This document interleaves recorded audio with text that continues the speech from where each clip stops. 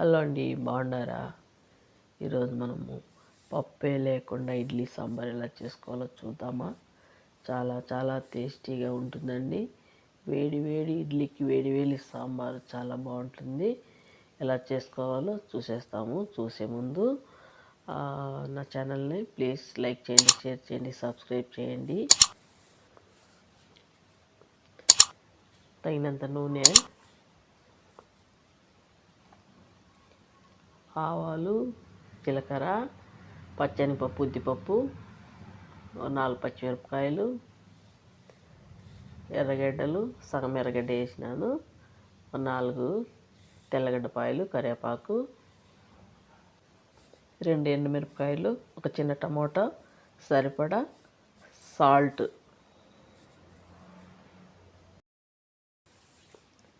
చింతపండు నానబెట్టుకున్నాను, పసుపు, మిరప్పొడి,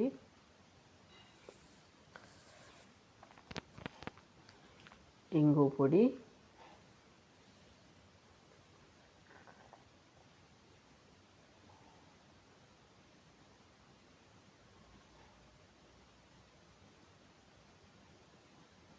సరిపడా నీళ్ళు,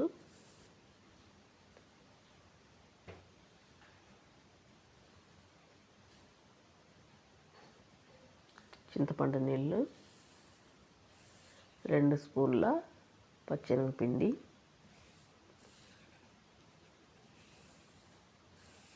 బాగా కలుపుకుందాం ఉండలు లేకుండా.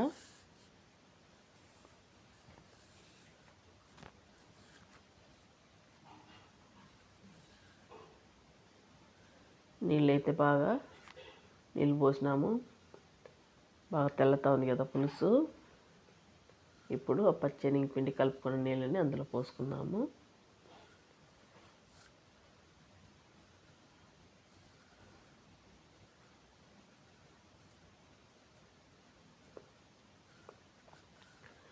కొద్దిగా కొత్తిమీరలు,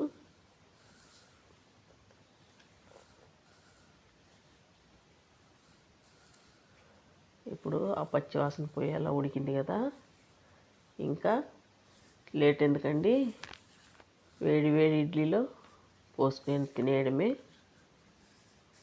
ఉప్పు ఎలా ఉందో చూద్దాం. కొంచెం తక్కువ ఉంది, కాస్త వేసుకుందాం. ఇంకా అంతే అండి, సాంబార్ అయితే రెడీ అయిపోయింది.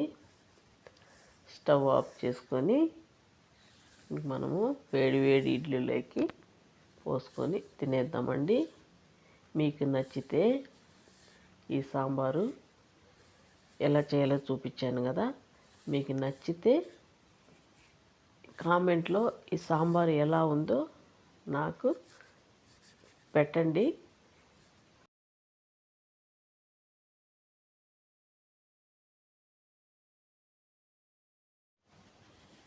అదిరిపోయే రుచి అండి ఈ సాంబారు. మీరు తప్పకుండా ట్రై చేయండి. మనము ఇప్పుడు వేడి వేడి ఇడ్లీలోకి సాంబార్ వేసుకొని తినడమే ఆలస్యం.